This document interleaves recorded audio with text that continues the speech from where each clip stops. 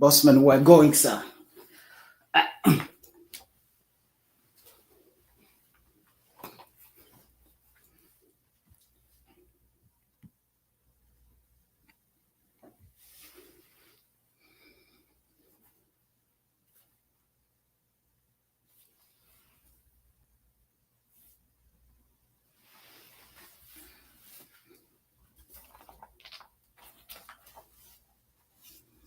Good evening and welcome to Fixing the Nation. The race for State House is heating up, and we think the main opposition All People's Congress Party, the battle for the flag bearer ticket is arguably more crucial than the general election itself. It is a test of vision, political muscle, and the ability to connect with a nation desperate for change. One of the most intriguing figures in the race is a man known for his gavel than his political rallies, a former Attorney General and Minister of Justice, a man who has built his reputation on the mantra of fight against corruption. But is that enough to become the president of Sierra Leone? Tonight, we go beyond the robe to assess the ambition, the plans, and the chances of Joseph Fitzgerald Kamara. Mr. Kamara, good evening and welcome to Fixing the Nation. Yes, good evening, Sami. Right. Glad to be here. Thank you. Let's start off with the elephant in the room, ambition.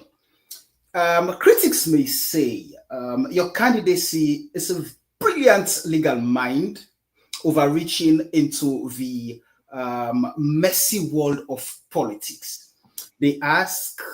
Somebody asked me the other day, is JFK a prosecutor who wants to be the president or a leader who happens to be a prosecutor?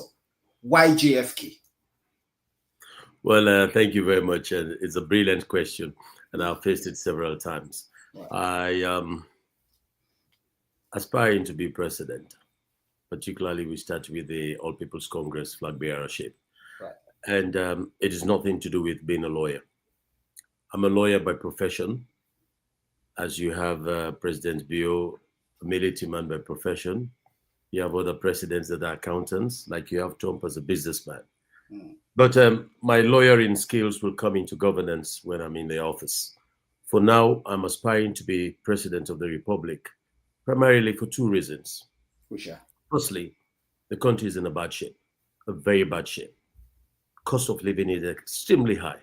The people are suffering, and the government has failed. Secondly, is that I'm offering myself that I have the solution to these problems, and it is just not talking about them. I've had experience. I've built my career over 3 decades preparing myself for this role, and I think I've served in the public sector. I've been a minister in governance, so I have a 3-dimensional approach to issues concerning government. I've been inside, I've been offside, and I can tell you, now I am outside. In all of this 3D-dimensional approach, it's unique. Not many people have it. Because sometimes you look at the issues of governance. If you're not in, you don't understand how government take decisions. Right. If you're in, you tend to understand and make excuses. And if you're offside, as I am when I was in the diplomatic world with the special court and the UN, you make reports to the state capital, as we often call them, and then you stay outside of politics and give objective opinions on what is governance. So I can tell you 2 reasons. One, the country is in a bad shape, a real bad shape. And I think we need a rescue. And I want to provide a rescue mission. And I think the solution is the JFK leadership for this country.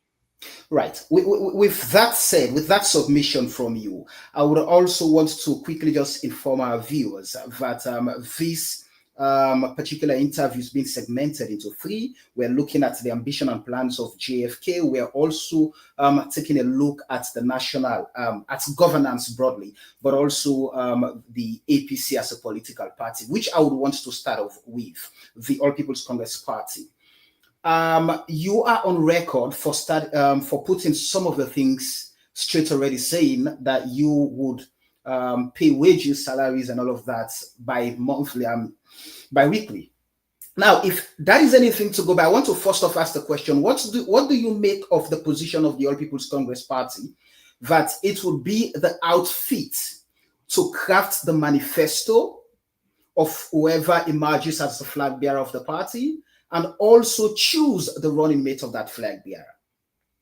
Yes, as a political party, the All People's Congress, the APC, has been in existence for way too long, and we have built a pedigree of good governance. And I can tell you that even in the choice of leadership, we are working on it. And when you come into the manifesto crafting, as any flag bearer will be, your input will be significant because you'll have your vision and you have your strategy, the way you see you want to get going in governance. But the party has an ideology. The APC is a labor movement. It is there for the working class. It is there for the grassroots, the ordinary man. And that is the core values of the APC. So when you come with your manifesto as a flag bearer, you have to build it around the parameters of the party, because the party is the baseline, as we would normally call it. So you fit in what you want as against what the party has. And the primary denominator is the party. So it is what the party wants, what the party cares for as a party and for the people. And then you merge your way through that. And as you mentioned rightly about the biweekly pay, wage pay, it's all for the people, putting cash into people's pocket and then creating a cash flow economy. That is it. That was why I came up with that idea. But I can tell you, even in the choice of vice president, it's also a key component of the political strategy of the party, that they guide you, the candidate. How do you move? And what candidate you have to add value to your bid to win the elections. It is just not winning the flag bearer of the APC. It is about winning the presidency. And so the party has the bigger focus than the flag bearer. Let's talk about the ongoing crisis within the APC. We know there is a battle between Sam Sumana and the party for reinstatement, qualification to contest for the flag bearer post of the party. We know there is also misunderstanding between Dr. Samura Murphy Wilson Kamara and the APC. We know there is also a problem between Alfred Peter Conte and the APC. Where do you stand in all of these happenings in the APC?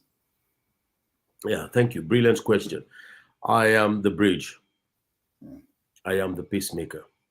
And I am the lamp and the light. The bridge, yes, the lamp and the light. The bridge, because all of these factors that you've mentioned are very close to me. As friends, as political pundits, as colleagues, as comrades. Let me start with Dr. Samura Kamara. We were colleagues in cabinet. We're very good Masonic friends. We're also friends with the Freetown Dinner Club. We have several social engagements where we overlap with each other. But I can tell you that he's a good man and for the country.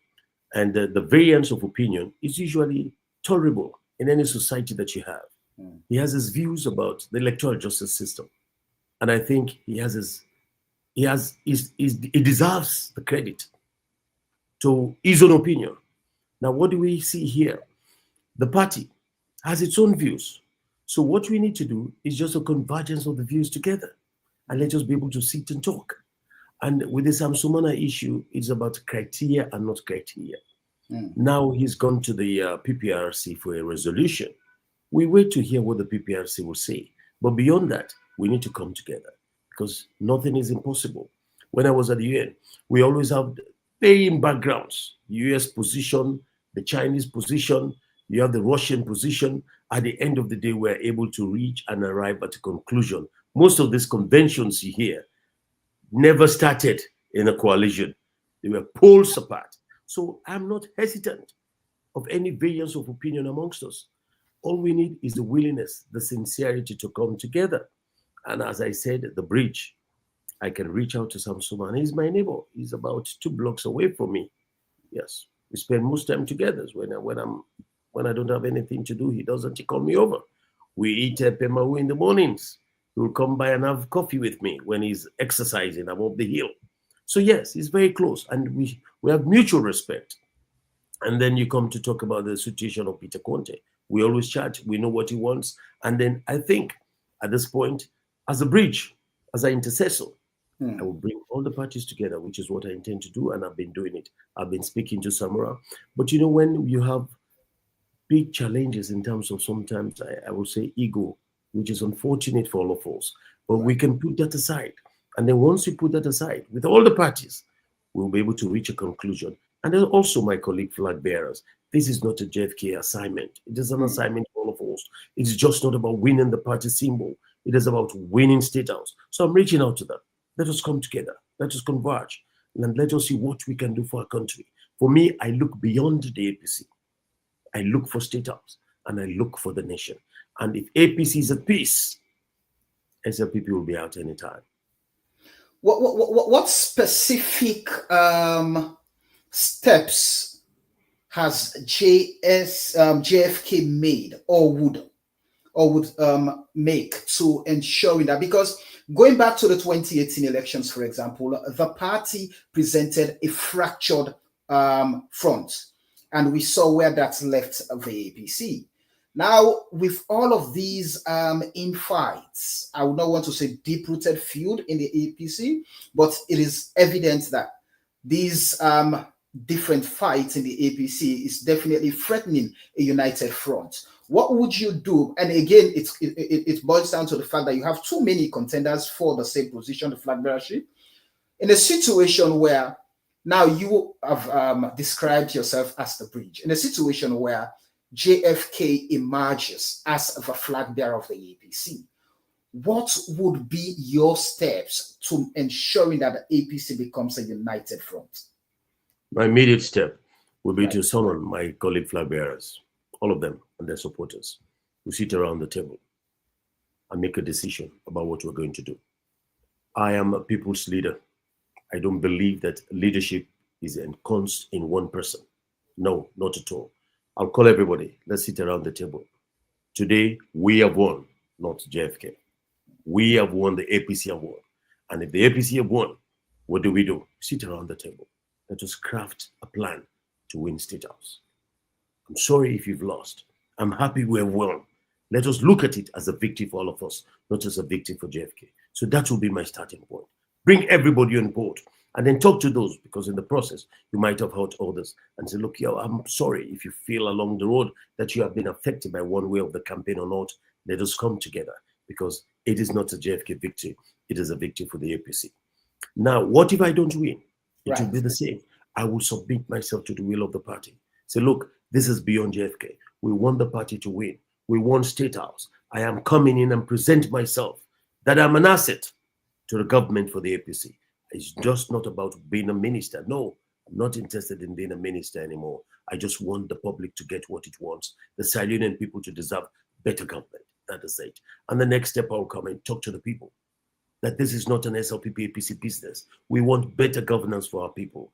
I am presenting myself as a candidate of the APC, that I have what it takes on board good governance. Let me now take you to the ambition, the plans you have for Sierra Leone should you be elected flag bearer and eventually go on to win for 2028 elections. Let's look at, there are crucial areas many Sierra Leoneans are concerned about in terms of what is happening at the governance level. Let's take, for example, the economy. You know, when you mentioned that salaries, wages will be paid every 2 weeks. Now, I had to do a research and I had to check that, for example, the entire annual budget for 2024, 22.4% of that went into servicing wages and salaries. And the exact amount allocation of that is 6.92 trillion Leon. And so, which is quite huge. And for an economy that is more of a consumption based, now we believe, the country believes that we have to generate revenue from taxes, especially GST, where that's the biggest source of our revenue generation. How would JFK generate revenue to service that particular claim? Simple. and I like the research that you've done. It is not new money. Samuel, if you're paid 800,000, I'm just saying we pay you 400 after 2 weeks. We pay the other 400 after 2 weeks. It's not new money. It's within that same bracket of 32 trillion or whatever you've mentioned. It's within that same bracket. It's not new money. But now this is the trick. When you harness all the monies, let us say you get from GST and then you get from customs, you pack and pile it until a month. Isn't that the reason why they steal all these monies? Because they have access to them and the money is lying there. Just about 2 weeks ago, we had that a staff of NRE stole about over 4 billion or more. It's because the money was there. If as it comes in, you process it, you pay salaries every 2 weeks, nobody will have that amount of money lying down for him to steal. And the next thing is, it's an anti-corruption tool. Now look at it this way. Simple payment processing, software, payment system software. What takes all these accountants 3-7 weeks to prepare before they pay salaries can be done in 2 days or less. With the payment software, I'm someone that believes in the private sector. I mean, we can outsource all of these functions to companies. Let's say, for example, the Ministry of Agriculture. We outsource the salary to a private company. They do not have the money. They don't play with money. They just play with the records. In 2-3 days, a payment system will generate it. And then you pay. And if you have the money, and let me tell you also, I believe in domestic mobilization of resources. We cannot depend on donor funds to transform our country. No, we have to generate resources within the country. And we did that.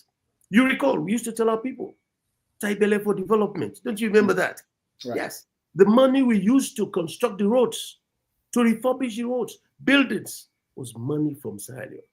If we were able to do it, sure, Samuel, we can do it again. And I'm also telling you this, that there's so much wastage. You've just mentioned the figures. We have so many employees with big names, huge salaries, doing sweet nothing. Sweet nothing. Patronage is what I would call it. Yes, with an efficient payment system, all that will go off. And then that resource, with that mobilization, we will be able to manage bi-weekly payment. You have, for example, you've aided the country's fight against corruption. You've been at the forefront of it. And many have argued that if we're able to manage our resources, Sierra Leone should be able to take care of its financial needs. The Minister of Foreign Affairs, Timothy Kaba, in an interview said, Sierra Leone is a poor nation. The Minister of Finance said, Sierra Leone is not a poor country. So there's that confusion. But more so, we have, for example, the Ministry of Mines coming out to say, out of a 2 billion that Sierra Leone realized from mining exports the entire year, Sierra Leone should benefit, I think, about should benefit $49 million. But the Ministry of Finance came out and told us that Sierra Leone only benefited $16 million, which means there's a $33 million, that we cannot account for. How would JFK ensure that we are able to account for the monies we generate as a country to service the running of Sierra Leone? Good question. Samuel, I'll start by saying, start at the top. Start with myself as president. That's the beginning. I'll provide a disciplined leadership. Disciplined leadership. Because the same budget you read, that is the 2024 budget, right, made allocations for the office of the presidency, vice president, and that of chief minister for over 200% allocation. That's waste. That's misalignment of priorities. If I were president, or when I shall become president, I will tell the Minister of Finance, I don't need that 200% increment. Transfer it to the health sector.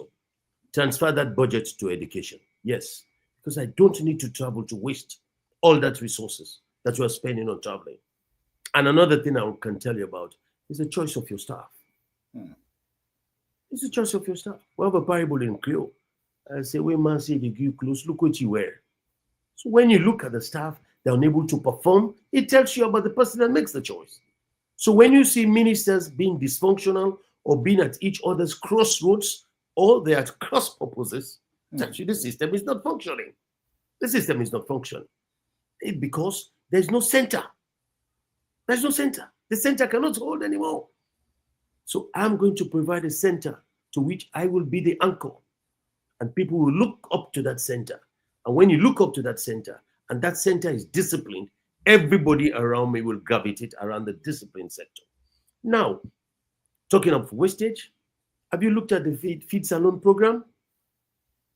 So much money was allocated to that. Another 800 million or so was at variance with the audit report. What did they tell us? It's an error, typo. Come on. I mean, so it's not a typo. It's not a typo. They took us all for granted. They've eaten the money. If they cannot account for it, tell the public. Tell the public. So what you were saying here is, for me, I don't agree it's a typo. I don't agree. Let's just look at the papers more closely. If it is a typo, then let us see the raw data from the beginning of the audit. Show us. So, but there's nothing like that. And we don't have access. So I can only express an opinion. Like the accountants will express an opinion. No, that the accounts are unqualified or qualified. I'm expressing an opinion that I don't accept that. And the other thing I can tell you is that there's so much wasted in the central government. So much wasted. Duplication of functions. Every day, I am pleased to announce the appointment of this. I'm pleased to appoint the appointment of that, to do something which other people are already doing. Waste of government resources. They're paid well. Provide vehicle, leave allowance, terminal benefits. By the time you look at the package, it runs into millions. Millions. Why are we doing all of that? You have the director of communications, and then you have a press secretary, you have state house director of information. Come on. All of them doing the same functions. What are they telling us? Propaganda. Propaganda. They will tell us one thing, the next day you don't see it's nothing. It's not even there. They write speeches which are not correct, inaccurate speeches, embarrassing the president sometimes. So why are we as a nation? This is the gap that I've seen. This is the vacuum that I've realized that we need serious leadership in this country. Serious leadership. I mean, the system is a joking system as I see it today. It's a joking system. We need serious leadership. Let me ask this question. You mentioned the issue of field salon. Now we know, for example, it's the flagship of the second term of President Julius Maada Bio that Sierra Leoneans must not go to bed hungry in this his last 5 years. What are your thoughts? What do you first of think of what is happening currently with the implementation of that, taking into consideration that agriculture has been the center of the entire flagship of feed salon? Now, we know about 80%, according to official data, 80% of Sierra Leoneans are involved in agriculture, and that number is mainly those in subsistence farming, and that's the bulk of those who contribute to the nation's GDP. What are your thoughts around the entire field salon, and what would you prefer as an alternative to ensuring that we're able to eradicate extreme poverty in Sierra Leone? Yeah, like I said, I have solutions. I don't come to talk without planning. The Feed Salon project is a huge project, and the allocations that are given to it are not managed from what you have to do. When you have such a huge project, you divide it into components, which you have. And when government gives huge money into all of this big project, it goes into different holes. What I intend to see is that we have the components which we can deal with. Take one sector, for example, give it money and let them report to you back and see the success of that component. But when you give such huge amounts, the big question that comes to us, if you study economics, it could tell you that the absorption capacity. The Ministry of Agriculture do not have the capacity to absorb all of those funds. So what do you see back? Normally, in international finance and public sector management, you have unspent funds. You have to return them. This money don't go back. It don't go back. It doesn't. It stays with them. So when you pump out this money by way of allocation, it goes out to these ministries, and they don't have the absorption capacity. Either they have also competence deficiencies. They're unable to apply the money. So what happens? They find each and every way to create procurement problems, procurement fraud, and then the money goes out. So I think management of the resources is key. And how do you manage the resources? The feed salon in particular is a failed project, because what are the deliverables there? We had about Tomambu, nothing, the rice. We had about rice supply, and they're telling us that now I think 30% of the rice produced in Sierra Leone, or the rice we eat, is from Sierra Leone. No, it's not true. It's not true. One thing they're good at is to lie, to tell us some truths. Go to the market, tell me, Samuel, if you'll see Sierra Leone produce right there. No, all the rice we see is the imported rice. It's imported rice. When I want to eat my parboiled rice, I have to go to the provinces, go to the villages to get it. It's not available. So 30% is not correct. And that's another thing. I will segue to the issue of the inflation. Yes, Salon, the inflation, they're telling us that it's 7 or single digits, 8 or 9, right, whatever they may call it. That's not true. Even Nigeria, with all its huge economy and all the best things they have, oil and everything, they're in double digits. They're 22%. So where did they get that figure to tell us we're in single digits? And in 2023, we were 40-something%. Where is the magic? Miracles. Sierra Leone, miracles. Where is the magic? Go to the market, see the cost of prices. And that is the basis, that is the index, the price index from the basis of inflation. So who are they talking to? It is time, we look at things and address it properly. I've sat in my little corner for some time, but I said I cannot accept it anymore. I'm coming forward. I'm taking on the government for what I think is not correct. I'm taking on the government for what I believe it's what the people need. As a country, we deserve the best. It's a small country. It's a small country. The resources mining, you just mentioned it, about 30-something thousand or 30-something million variance, the discrepancy. Nobody has provided an explanation for that, Samuel. Nobody. The discrepancy still lingers like a sort of Damocles over our heads. Yes, a sort of Damocles over our heads. That is not small money. What has happened? Let's talk about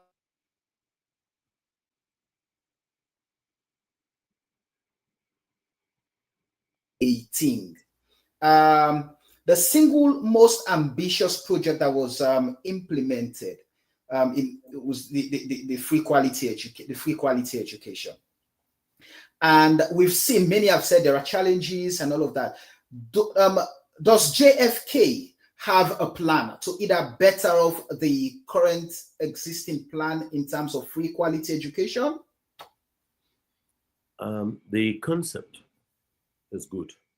The concept, no problem. But it's the implementation.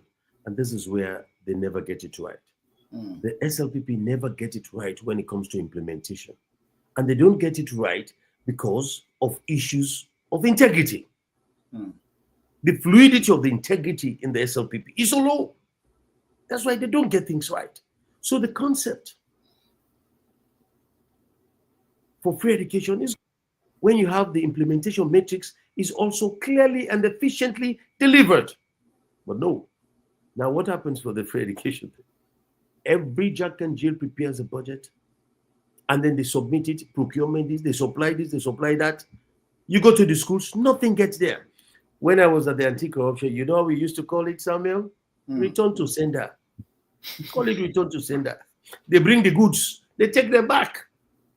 They bring the goods, they enter them in the delivery notes and all that. And then you go to the store, the storekeeper records it there, and then they take it out again. And government pays. We know all the games. I've been there, so that's what I'm saying. When I shall become president, I know what is happening. And I know how to deal with it. And when I shall sit there, I have the knowledge and experience to fix it up.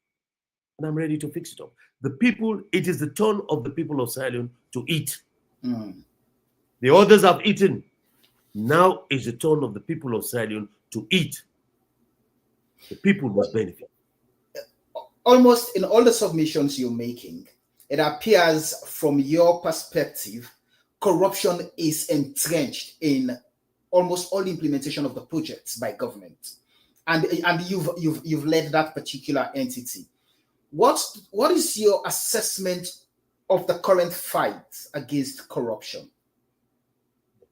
I'm usually very careful in making assessment of an office where I've worked before and headed, because I think I mentioned it somewhere that it is difficult to make an assessment. The circumstances may not be the same. Right. The circumstances when I was there may be different. My relationship with the president when I was there may be different with the relationship of the one that is there now. And the political will in existence then may not be the same political will now. But I can tell you that I can speak on behalf of the perception of the public. And the general perception of the public now is that despite the ratings, which may be good or that, people don't feel the fight. People don't feel the fight. You go to the streets, blatant corruption everywhere. Ministries, you go everywhere. It's getting worse. I'm not indicting the ACC, but this is just what people feel because we talk to the people. I go around in my politicking. I talk to people. And as part of my credentials, I'm always interested in the fight against corruption. So I look around, I make questions, I ask questions. What is this? What is that? And I get the feedback that the perception of the fight against corruption has gone down.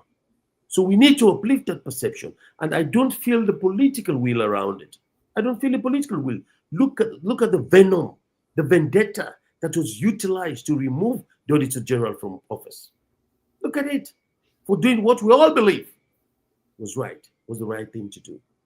So I think that has really triggered the issue of competence and the quality of what can the anti-corruption do by way of its perception ratings. And I never forget the example of the clerk of parliament that has embarrassed the nation and has embarrassed us all.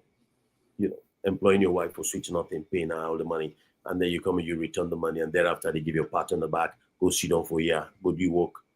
After which he feels like leaving now. Okay, now I'm leaving, I'm going to the SLPP, and they crown him as Secretary General. I am waiting for them at the national elections. I'm waiting for them at the national elections. Let him come and speak to me when I'll be speaking, and I will know what to talk to each other. Let's talk about the what are your plans for the health sector? The current system is trumpeting so many gains they've made, from electrification of health centers, including that of the country's main referral, Corner Hospital, that of course now you don't hear the problems of, oh, lights no day, post you don't die because they do surgery and lights go. So it appears they've been doing well. And of course, they also talk about the Lumley Health Center that has been upgraded, the 34 military hospital, the Keitan Hospital ongoing. What's your thoughts and what are your plans for that particular sector? Well, I can start by saying that, yes, efforts have been made to that extent. We give credit to those who are responsible. But I'm not sure it is as what they say. I haven't gone to Connaught Hospital in a while, but I'm very close. I'm very close. I know what is happening there. To say that they have now lights as if no problems, I'm not sure. I talk to doctors. I have several of my colleagues. I'm not sure about that. It's to be true. Coming to the health sector per se, we do have the mpox. We could have managed it way easily. We had the worst case of Ebola. We managed it. We created health centers. Mpox ravaged this nation, and it's still on. It's still on. It took us so long for us to accept that it is there, and people suffered. We lost lives. We lost lives. Now, see the menace that is going on, which is near epidemic, the Kush. Part of my campaign, when I go around, humanitarian, I have the JFK Healthcare Initiative. I go to these youth camps, these Kush victims, feed them, talk to them, and then engage with them. Treat their wounds, give them nice haircuts, hygiene, clothing. We do all of that. What is the government doing? I've suggested let us have mobile clinics to go from point to point, gather them, create a rehabilitation center, even if it's a makeshift. It is getting serious. I went to Kenema. Part of my political, when I'm done, I always visit these guys because I feel for them. I'm a father, I'm a parent. But the government is not listening. I don't know what they're doing. It's a sad state of affairs. When I was in Bo, and this is what one of them said to me in his vote of thanks, Samuel.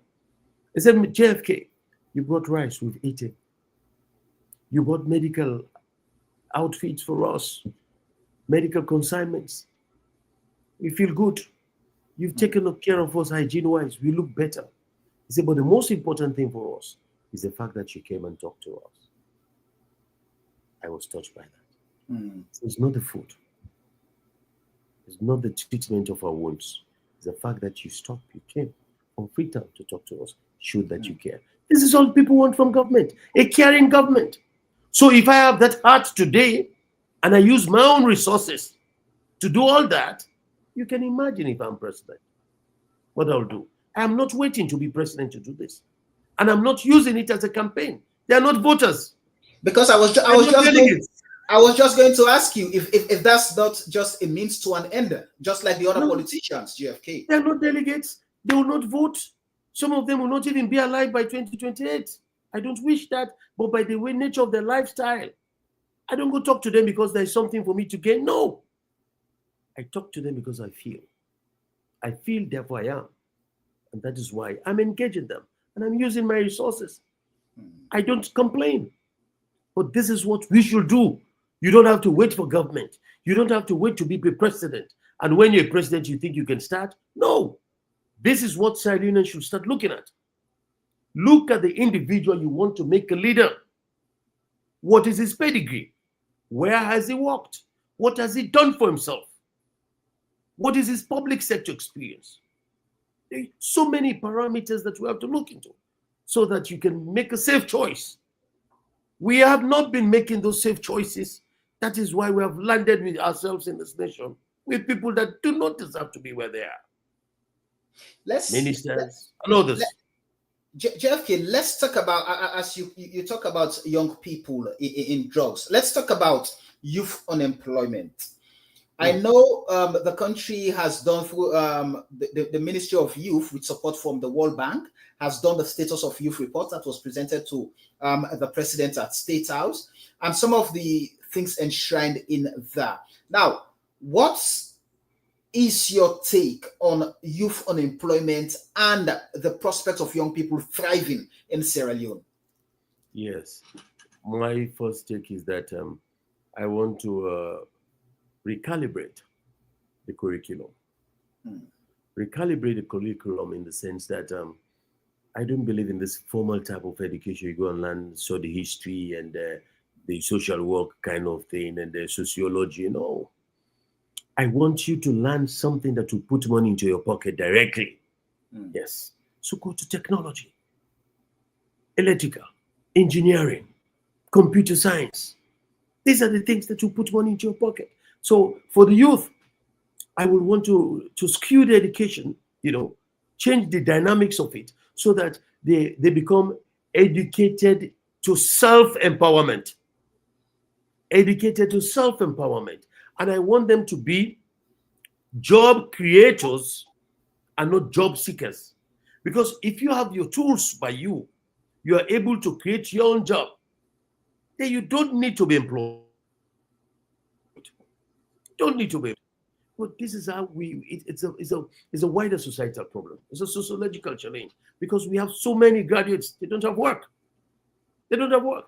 And we have not been learned to harness our knowledge to create. That is why you have a very limited number of percentage of inventors from this part of the world. So I think my major address, firstly, is one, that is the recalibration of the curriculum to enable youths to become more productive, energy-wise, and more productive in terms of the education. The other one I'm thinking about is, I want to follow the Nigerian example, wherein after university, you'll spend 2-3 years, yes, in a formal type of institution, a scheme, a national youth scheme. In that 2 year, you learn a trade, a specific trade. You learn military skills. There are many things you can learn so that it will be a bracket that will refine you for society. Yeah, but currently we have the national youth scheme ongoing, youth service. That is different. That is not the same. Right. Yeah. What their youth service is today is just a process of money coming into the youth ministry and then they eat it. And then they go and create what they call a car wash. Is that how you train people? Just car wash? I tell people, I said, I'm a father. I'm not happy to see people just ride Okadas. I want to see lawyers. I want to see doctors. I want to see engineers. I am not content with seeing our children, our brothers and sisters, settled for Okada riders. No, I want to see people to grow. We have a problem in this country. And what is the problem? We don't believe in growing. We believe in bringing people down. I am going to reorientate that thinking. I want Sardinians to believe in growing and bringing other people up. Because if you have a leader like me, because that is the philosophy that I have, to make other people grow, believe in me, the country will see a difference. With all of this plan, is JFK solid to defeat whoever the SLPP comes up with as a presidential candidate? Should you be elected flag bearer? Samuel, I don't know if you know that song, Solid as a Rock. Solid as a rock. JFK is solid as a rock. And that is one advantage that I have over my other colleagues, my contemporaries and the other flag bearers, that I think I have the slight edge to remove this government. That is to have access to State House, to win State House. We're all very good contenders. But the edge to get these guys out is what I have. And that's what I'm pitching forward. And I think I'm solid enough. Solid in terms of financial background, solid in terms of education, solid in terms of experience, solid in terms of age, solid in terms of understanding the issues, solid in terms of being open, solid in terms of cutting across. Even in the SLPP, I have very good friends. We chat and smile all the time we meet. On one occasion, I danced with Chief Minister in the public. I don't harbor any grudge. I don't harbor any vendetta for anyone. When I come to governance, serious focus, business from day one, for the people, by the people, and the people. President Julius Maada Bio has just made a proposal that power sharing is the ultimate path towards lasting peace, national cohesion, and development. Is that something you are also considering should you be elected? Well, I am yet to really understand their concept. They talk about it without having shaped it up. I have not seen the black and white of it. I've not seen the blueprint. It's a very dangerous thing to be talking about, because when you don't understand it and they start talking and talking, it tells you something is in the dark. And I've got to understand these guys. When they start this type of thing, then they are not honest. Now, what is this power sharing?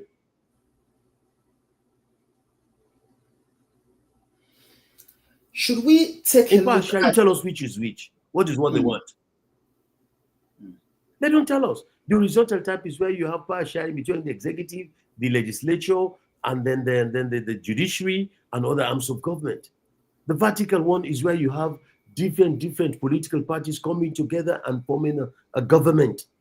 But now we don't know which is which they want. Let us assume they want the power sharing from political parties coming together. How do you want to do it? Is it at elections? And if it is at elections, how are you going to share? Which party is going to get the big ministries where the money is, or the decision-making ministries? So is it that because I have low percentage, I shall not have the foreign ministry position? That the dynamics are not as clear. So my suspicion, they are trying to hoodwink us, the public, to a backdoor one-party state. Some of us are not as stupid. We're not. I think they want to hoodwink us, take us to the slaughterhouse of a one-party state. That is what they're planning. Because if that is not the plan, let them come to the table and talk to us. How can you say you want to do power share, you don't talk to the opposition?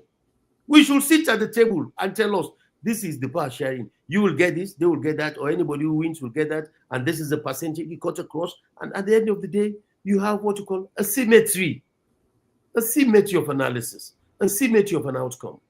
But there's none of it. They come to try to fool the public. But you know what the SLPP is always good at is propaganda, to come and fool the public. I remember when we were young, it's now I'm getting to understand the song. When they say, APC, we know the lie, we know the thief, APC. That was the song when I was my 4 or 5 years old. Then I realized, so is it, this is the same people they were telling us about when they were singing. Yes, APC will not the lie, will not the thief.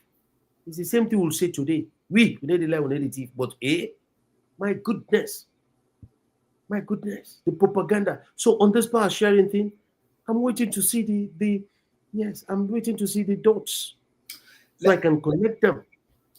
But so far, it's just an empty talk. Permit me to run through some messages quickly. Laminda say, good job, JFK, for speaking up by holding the current so-called government to account. Fodi Master is saying, please, sir, ask JFK how he would solve the impasse in the APC, more especially Sam Sumana and Dr. Samuel Kamara, because APC has many constitutional issues. Another message is saying, Mr. How can you decongest Freetown, as it is now the capital city is so overcrowded? Okay, Wise asked JFK, what are the opportunities he will be bringing for young people if he happens to be the flag bearer and eventually the president? Okay. Somebody is saying kawash na kush, then they sell the now na salon. All side na salon. Okay, that those are some of the messages I would take quickly, and let me just go over to our Facebook page and see what some of the comments there are saying. The last time I am really enjoying the conversation. That's from Mohammed Ramadan Icon Sumbe. How do we fix Sierra Leone is a big question. I think you should ask GFK. To say Ibrahim Kabela is saying that. Good luck to you, JFK. That's from Good Luck Bravesin. Fixing the nation, indeed. These are difficult questions, and I pray that your guest should be able to give you practical steps as to how he intends to fix Sierra Leone. Ibrahim Bangura is saying, we all the watch and yeri within JFK, the same Mr. Wise, we trust you. Continue for do the good work, okay? The final message I'll take is from Abraham Kabia. Please, JFK did not do well when he was at the Anti-Corruption Commission. So what is he telling us now? All right, those are some of the messages I would take if you would want to respond to some of them quickly, JFK. All right. I'll start with the very last one, that JFK did not do well at the anti-corruption. That cannot be true. The records are available. Go to the archives. And I did so well that the World Bank recognized and awarded me the World Bank Integrity Award. And I'm the only Sierra Leonean that has won that award, and the only West African that has got that award. And it was deserving. But the records speak for themselves. That takes care of that. And then the very good question about decongesting Freetown. Right. It's a serious issue. But I have a solution that I'm playing with in my mind, and I'm studying it more detailedly. And that is moving the capital city. Getting a new city, like you have Abuja, when it was Lagos in Nigeria, and then you have Abuja. I'm looking at moving that is getting a new city. Yes. Because Freetown is so difficult to decongest now. And it will be difficult to develop because there is no planning, no proper planning. Up to date, no proper planning. You have areas in the station, no water to date, no pipe-borne water. So I think it will be so much to fight to decongest it. I think, and it will be a good infrastructural development plan to have a new city. And I hope somebody does not steal my idea, because I'm working on this and I'm going to have a patent right to it, patent copyright to it. And yes, getting a new city. It's be quite expensive, but we are working and see the possibility of it and the location, because I'm looking at the Mile 91 axis being the center, and we may be able to come from Mashika, going all the way to Moyamba and all those areas. We'll be able to map it out. But I'm looking at the maps, and my team is also looking at the Abuja Planning Committee, so that when I speak, I'm more informed about it. But yes, I'm thinking of a new city. I don't want to spend money and time in decongesting Freetown. I think we can just move a new city, get a new place, new buildings, new public sector offices, new mentality, new outlook. And also the railway. Yes, the railway. Part of it will be, once we have speed rail with energy coming in. Today I heard that there has been some signing. We always hear about signing, we don't see the money. I'm waiting for the money to come. I'm more interested in the money and seeing what is on the ground. I want to see boots on the ground to produce results. Don't tell me about money that Donald Trump has given here or money that has been signed in that place. We never get to see them. Now, what I want also is that with energy, we'll be able to get a railway. And if I can come from Kailau in 30 minutes or 45 minutes, I don't have to stay in Freetown. I don't have to stay in Freetown. So that will be the plan. And the other one about opportunities for the youth. I spoke slightly about it. Right. And yes, my government will be a government position for the youths. And I've started sharing that. And that is why I'm concerned about the squish epidemic, I'll call it now. So I want to see people develop.